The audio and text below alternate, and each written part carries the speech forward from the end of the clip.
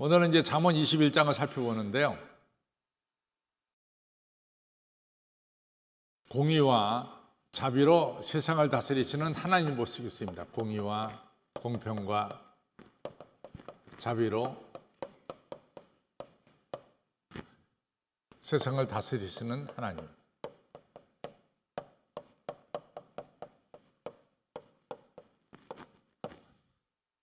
그래서 이제 이번에는 한 5군데로 나눌 수 있는데 1절에서 3절인데 똑같이 공평과 정의로 세상을 다스리시는 하나님이고, 또 4절로부터 2절은 하나님께서 같이 모든 불의를 심판하시는 하나님을 볼 수 있습니다. 또 우리가 10절로부터 19절은 결국은 의인을 세우시는 하나님 또는 의인에게 승리를 주시는 하나님을 볼 수 있고, 네 번째는 20절로부터 29절은 이같이 악인의 계략을 이기는 의인의 지혜.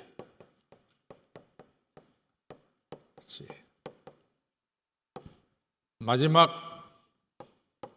30절, 31절은 결국은 모든 것이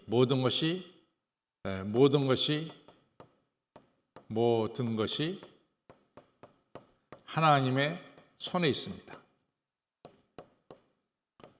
이렇게 다섯 개로 나눌 수 있어요. 그래서 공평과 자비로 세상을 다스리시는 우리가 하나님에 대해서 우리가 살펴볼 수가 있습니다. 그래서 이제 한 절 한 절 읽어가면서 우리가 생각을 해보죠. 자, 21장 1절입니다.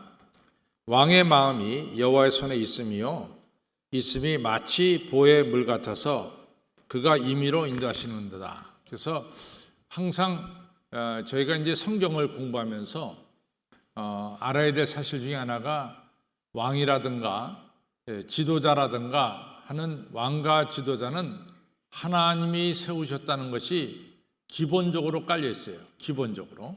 그래서 우리가 로마서 13장에 보면 위에 있는 이같이 너희를 지도하고 너희를 다스리는 권리에게 너희들은 순종해야 된다. 왜냐하면 하나님이 세우셨기 때문에 그렇다.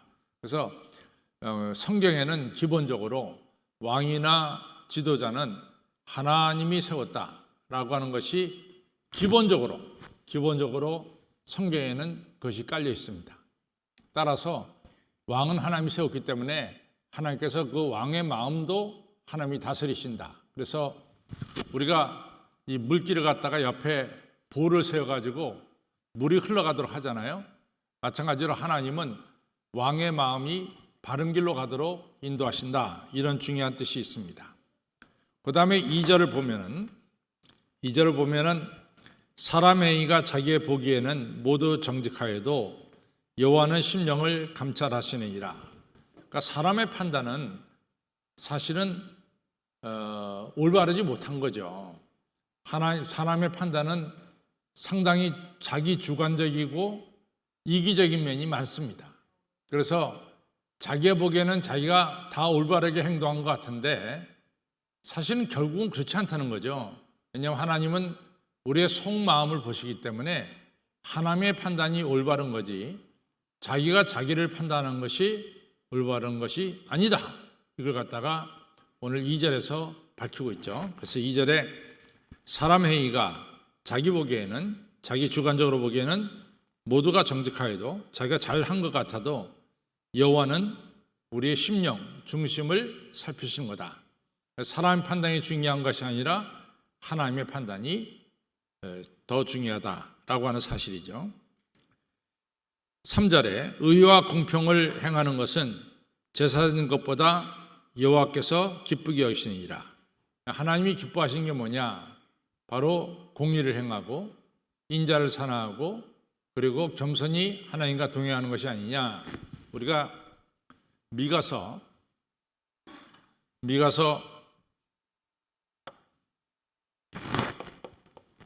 미가서 6장 6절로부터 8절에 보면은 이 미가가 이제 이스라엘 백성들이 죄를 범했기 때문에 하나님께서 심판하실 것이다 이렇게 이제 선언하시죠. 그때 이제 그 이스라엘 사람들이 뭐라 하냐면 우리가 1년 된 송아지로 제사를 드리면 하나님의 마음이 누그러지시겠습니까? 하나님이 no. 1년 된 수송아지 바쳐도 no. 천천의 기름이나 이러한 엄청난 물량으로 하나님께 제사 드리면 하나님께서 마음이 지금 노하신 마음이 누그러지겠습니까? no. 그러면 하나님, 제가 내 맏아들을 인신제사로 드리면 그때서는 하나님의 마음이 누그러지시겠습니까? no. 그러면서 미가가 한 말이 하나님이 원하시는 건 뭐냐? 6장 6절로 8절에 너희가 공의를 행하고, 그렇죠? 공의를 행하고, 그 다음에 인자를 사랑하고는 인자가 헤세드죠. 헤세드고 또 사랑도 뭡니까? 헤세드죠. 그래서 제가 똑같은 말이 두 번 나오면은 굉장히 강조하는 뜻이라 그랬어요. 그래서 인자를 사랑하고는 인자하고도 되고 사랑하고 된다. 그런 말도 됩니다. 그러니까 하나님을 변함없이 사랑하고, 그렇죠? 그러니까 너희가 공의를 행하고 하나님을 변함없이 사랑하고 겸손히 하나님과 동행하는 것이 아니겠느냐 이렇게 말씀했습니다. 그래서 하나님이 기뻐하신 것은 공의를 행하고 인자를 행하고 하나님과 동행하는 것을 하나님께서 그 어떤 것보다도 가장 기뻐하신다라고 하는 것을 분명히 밝혔습니다. 제가 이제 요 이야기를 하는 것은 그 카터 대통령이 그 대통령 취임할 때 대개들 이제 대통령 취임할 때 시편 23편을 읽는 사람도 많이 있어요. 미국 대통령들이. 근데 카터는 이 미가서 6장 6절로부터 8절 읽었어요. 그래서 이게 유명합니다. 미가서 6장 하나님이 기뻐하신 것은 공의를 행하고 인자를 사랑하고 겸손히 나와 동행하는 것이 아니겠느냐, 이러한 중요한 말씀을 읽었습니다. 그래서 오늘 3절이 바로 그 뜻이죠. 3절이 바로 그 뜻입니다. 그래서 의와 공평을 행하는 것이, 그렇죠? 공의를 행하고 인자를 사랑하는 것이 제사를 드리는 것보다 여호와를 더 기쁘게 하는 것이다. 그 다음에 이제 4절로부터 쭉 9절까지는 악을 심판하는데 여기 또 악한 사람들의 악한 사람이 누구냐 하는 것이 쭉 나열되고 있습니다. 4절에서 악한 사람은 누굽니까? 교만한 자가 악한 사람이에요. 그래서 눈이 높은 것과 마음이 교만한 것, 마음이 교만한 사람은 눈이 높아서 다른 사람들을 다 아래에다 두고 깔보는 것입니다.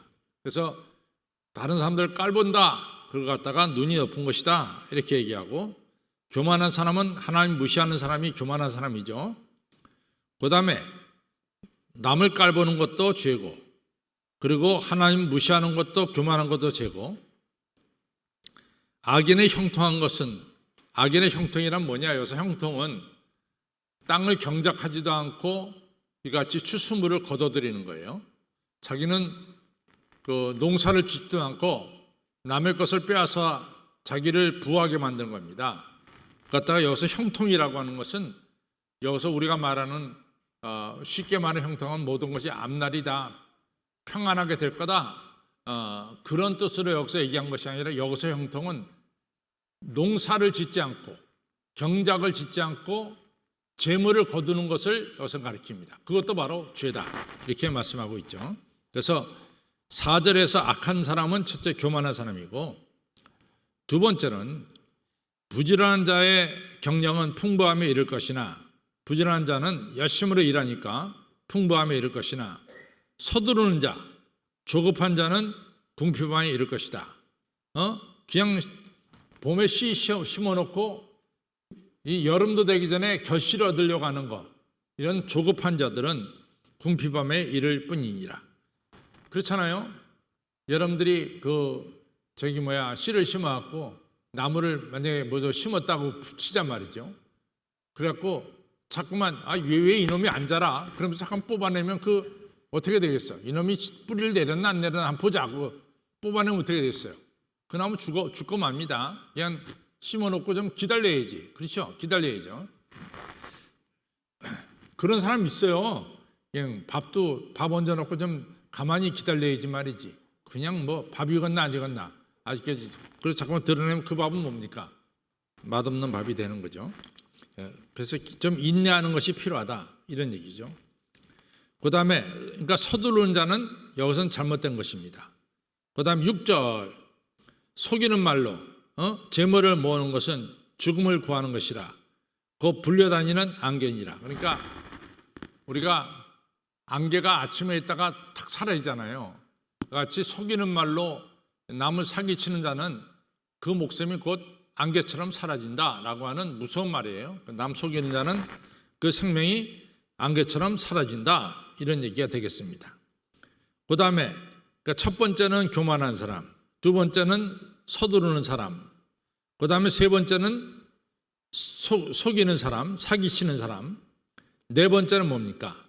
힘으로 이같이 약자를 누르는 거죠. 7절 악인의 강포는 자기를 소멸하나니 이는 공의 행하기를 싫어하니라. 그러니까 힘으로 자기 힘으로 이같이 사람을 억누르는 것, 공의롭게 살지 못하고 힘으로 이같이 사람을 누르는 것도 악인의 대표적인 것입니다.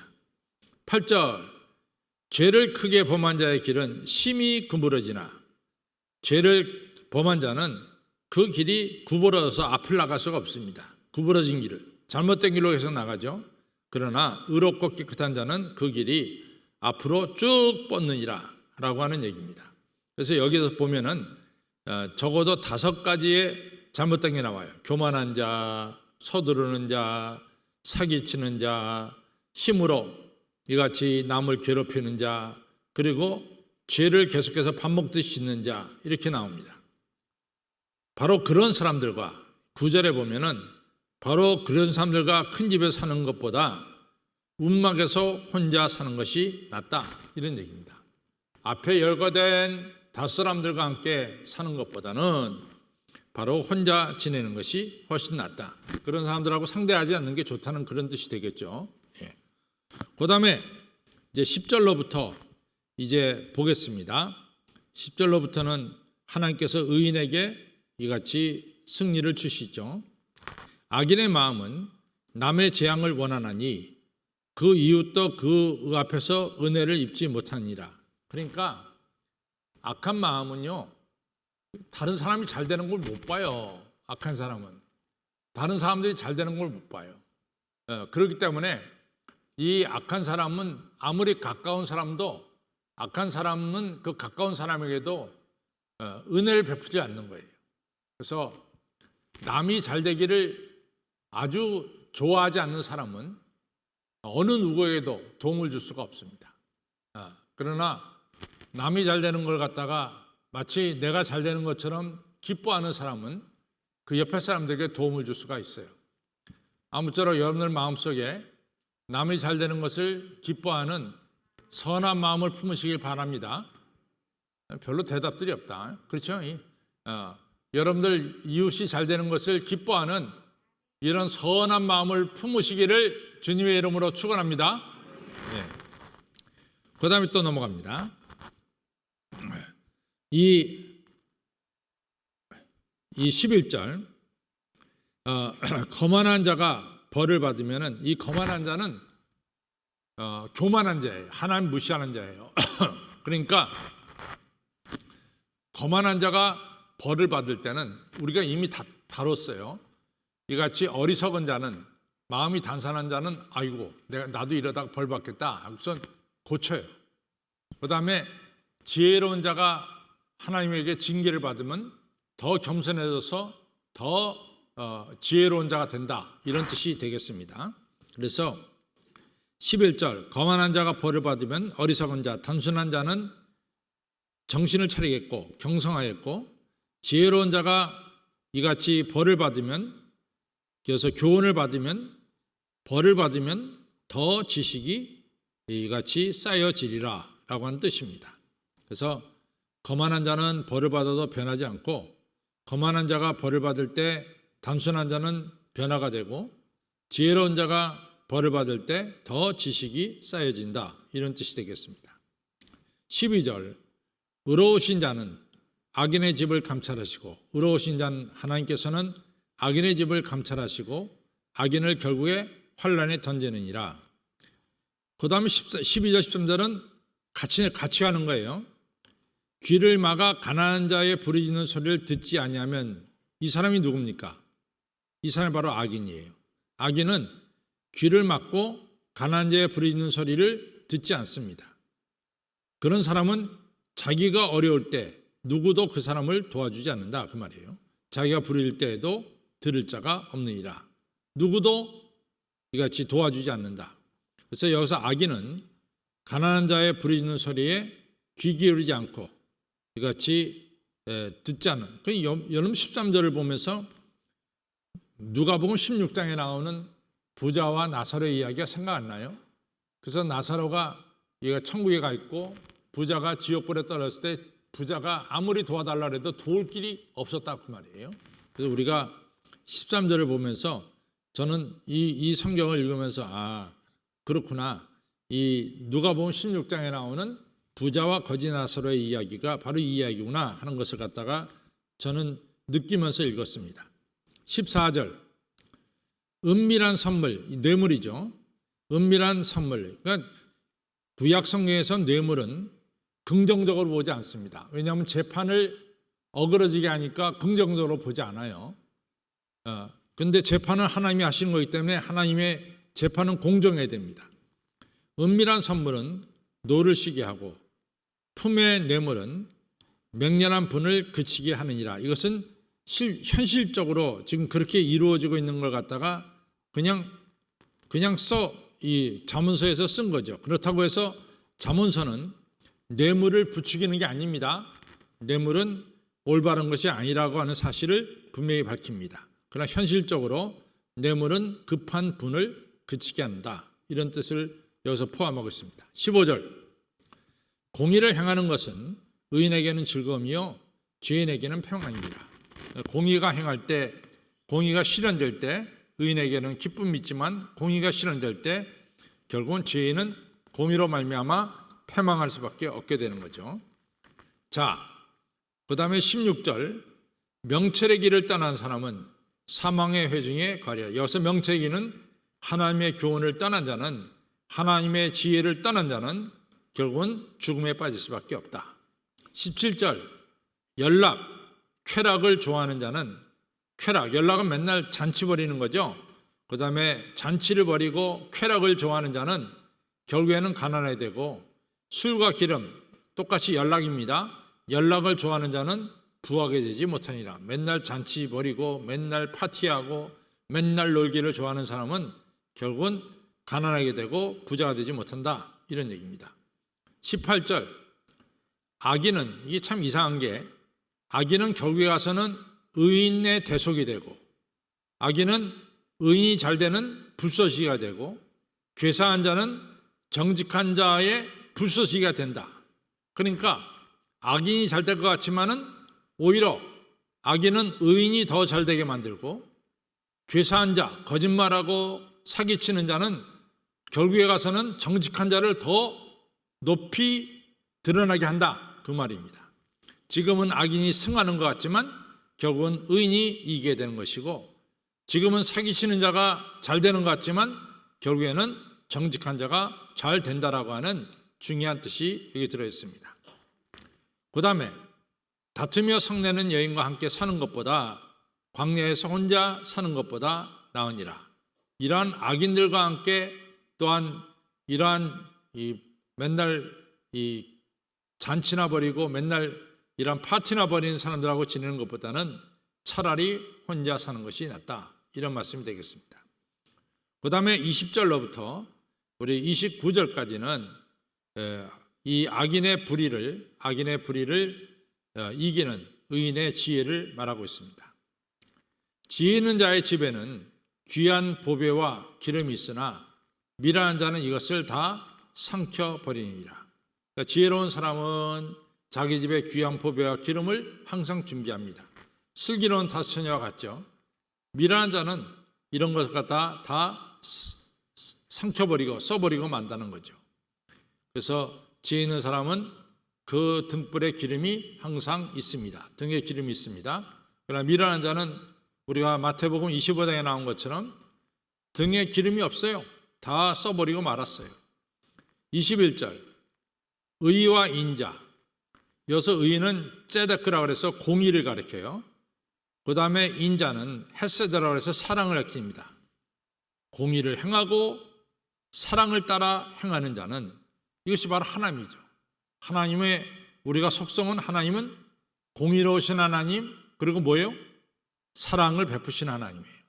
그런데 사람이 하나님을 본받아서 공의를 해라고 의롭게 행하고 그 다음에 인자, 사랑을 따라 구하는 자는 하나님께서 그 사람에 뭘 주시느냐?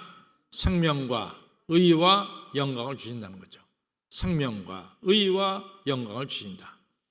여기서 의와 인자를 따라 구하는 자는 하나님의 속성을 따라 행하는 거예요. 하나님의 속성은 공의와 사랑입니다. 그래서 의와 인자가 바로 하나님의 속성이죠. 하나님의 속성을 따라 행하는 자는 하나님께서 생명과 의와 영광을 주신다. 22절 지혜로운 자는 용사의 성에 올라가서 그 성을 견고히 의뢰하는 것을 파니라. 그러니까 그 성이 난공불락의 성이에요. 누구도 그 성을 점령하지 못한다 이렇게 떠들어댑니다. 그러나 결국에는 지혜로운 자 그 성을 차지하게 된다 하는 얘기입니다. 여기서 지혜로운 자는 하나님을 경외하는 자죠. 하나님을 경외하는 자는 결국은 성을 차지하게 되느니라. 또 23절은 우리가 너무나 잘 압니다. 입과 혀를 지키는 자는 그 영혼을 환난에서 보전하니라. 따라서 여러분과 저는 입과 혀를 지켜야 됩니다. 함부로 이 말 저 말 했다가는 그 말 때문에 이같이 자기가 어려움을 당합니다. 그래서 항상 입과 혀를 지키는 자는 그 영혼을 환난에서 보전하니라.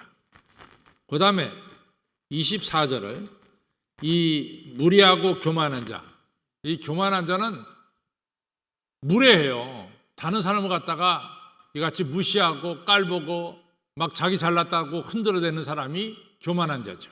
그래서 무례한 자입니다. 무례하고 교만한 자를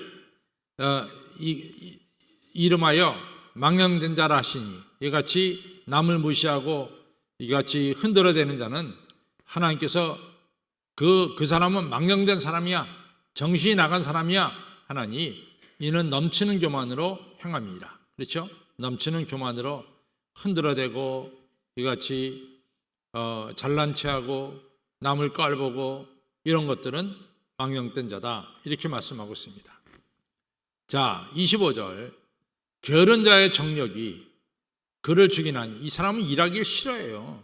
그러니까 일하기 싫어하는 게 정력이에요. 게으른 자는 전혀 일하기 싫어합니다. 바로 그것 때문에 그 사람은 자기 자신을 죽인다는 거예요. 게으른 자의 정력할 때 여기서 정력은 일하기 싫어하는 이러한 나태함을 가리킵니다. 게으른 자의 나태함이 그를 죽이나니 이는 그 손으로 일하기를 싫어합니다. 그 다음에 어떤 자는 종일토록 탐하기만 하나. 어떤 자, 여기서 게으른 자죠. 어떤 게으른 자, 악한 자들은 종일토록 남의 것을 탐내기만 하나 의인은 아끼지 아니하고 시지하느니라. 이게 무슨 뜻일까요? 이게 굉장히 어려운 얘기를 썼어요. 이 말이 무슨 뜻일까요?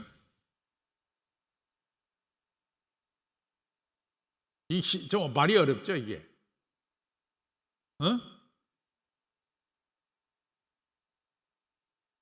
여러분들 읽으면서 쉽게 이해가 됐어요?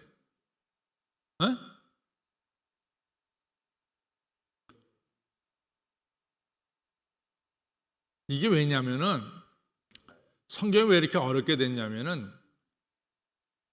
중국어로 된 성경 있잖아요. 중국어로 된 성경 우리나라에 들어왔다고.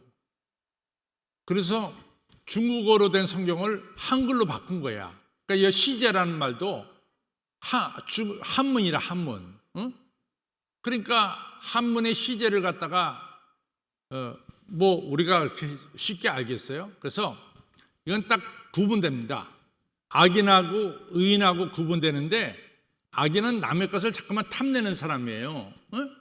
그런데 의로운 사람은 자기 것을 가지고 남에게 베푸는 사람입니다. 그래서 시제는 뭐냐면 남에게 베푸는 것을 가리켜요.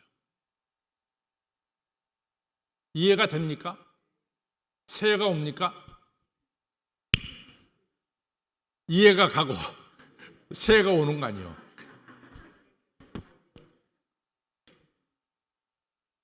이해가 옵니까? 새해도 옵니다. 자, 그래서 여기서 이 말을 너무 어렵게 썼는데 아주 간단한 거예요. 악인은 남의 것을 탐내는 자고, 의인은 자기에 있는 것을 가지고 이웃에게 베푸는 자다. 이렇게 딱 나눠지면 되겠습니다. 그래서 이 말이 좀 쉽지 않게 돼 있는데 원래 또 27절 보겠습니다. 악인의 제보는 본래 가증하거든 하물며 악한 뜻으로 드리는 것이라. 하나님은 악한 사람의 제물을 받을까요, 안 받을까요? 안 받습니다. 악인의 제물을 받지 않으세요. 악한 뜻으로 드리는 제물을 받지 않으세요. 그래서 저는 이제 항상 여러분들에게 내가 성금 기도 시간에 하는 것은, 여러분들이 드리는 예물이 하나님께 연락돼야 돼. 연락되지 않으면 아무 소용이 없어요. 그렇죠? 연락되려면 첫째는 여러분들의 마음, 정성이 거기 들어가 있어야 돼요. 그렇죠? 그 다음에 예물과 함께 여러분들 자신을 산제물로 드려야 돼. 예물만 덜렁 하나님께 던지는 것이 아니라 뭡니까? 이 예물과 함께 나 자신을 하나님께 드려야 되는 거예요. 그래서 제가 헌금 기도할 때마다 늘 기도하는 게 있습니다. 하나님, 이 예물과 함께 나 자신도 드리게 하여 주시옵소서. 그렇죠? 예물만 덜렁 하나님께 드리는 게 아닙니다. 예물과 함께 누굴 드려요? 나 자신을 하나님께 바치는 거예요. 내 주여 뜻대로 행하시옵소서. 이러면서 하나님께 바치시기를 바랍니다. 예물만 덜렁 드리는 게 아닙니다. 그 다음에 28절입니다. 28절 시작.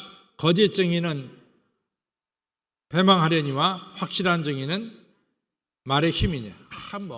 거짓 증인이 아무리 떠들어대도 확실하게 증거하는 그 증거 앞에는 거짓 증인의 여러 가지 이야기는 다 사라지고 마는 거죠.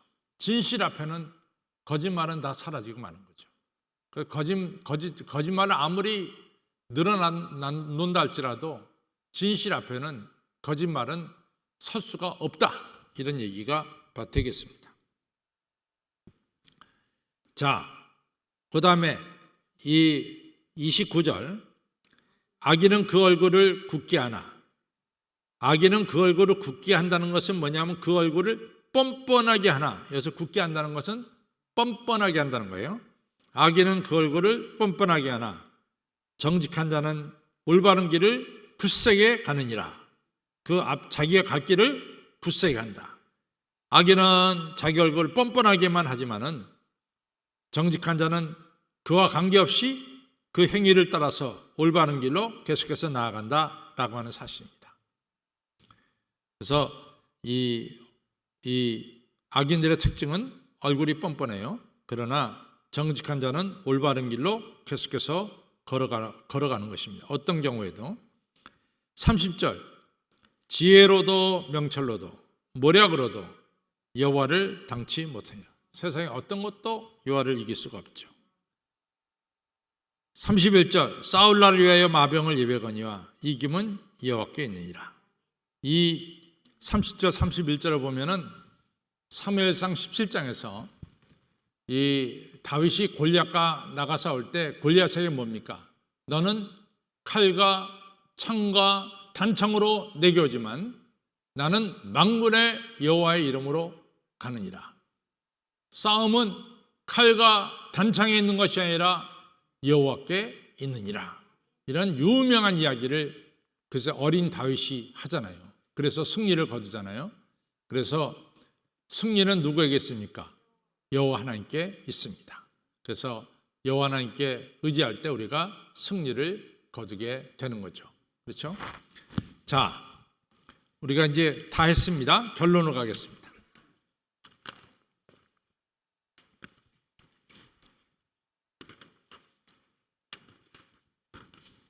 결론 갑니다. 시작. 잠언 21장에서 다시금 악인들의 목록이 나옵니다. 거만한 자여, 성급한 자여, 거짓말쟁이여, 폭력배여, 사악한 자들입니다. 이들은 모두 하나님의 심판을 받는다는 것입니다. 그리고 10절로부터 19절에서 지혜로운 자, 의인, 슬기로운 자, 정직한 사람이 나옵니다. 이러한 사람들에게 의로우신 하나님은 승리를 내려주신 것입니다. 그리고 어린 다윗이 골리앗과 싸울 때 너는 칼과 창과 단창으로 내게 오냐, 나는 만군의 여호와의 이름으로 내게 가노라. 여호와의 구원하심이 칼과 창에 있지 아니함을 이 무리로 알게 하리라. 전쟁은 여호와께 속한 것인즉 그가 너희를 우리 손에 붙이시라 라고 했습니다. 성도 여러분, 겸손한 자가 되시고 의롭게 사는 자가 되시고 자비를 베푼 자가 되셔서 하나님이 주시는 축복과 승리를 받으시기 바랍니다. 전쟁은 칼과 창에 있는 것이 아니라 하나님께 있음을 알고 하나님만을 의지하시는 성도님들이 되시기를 주님의 이름으로 축원합니다.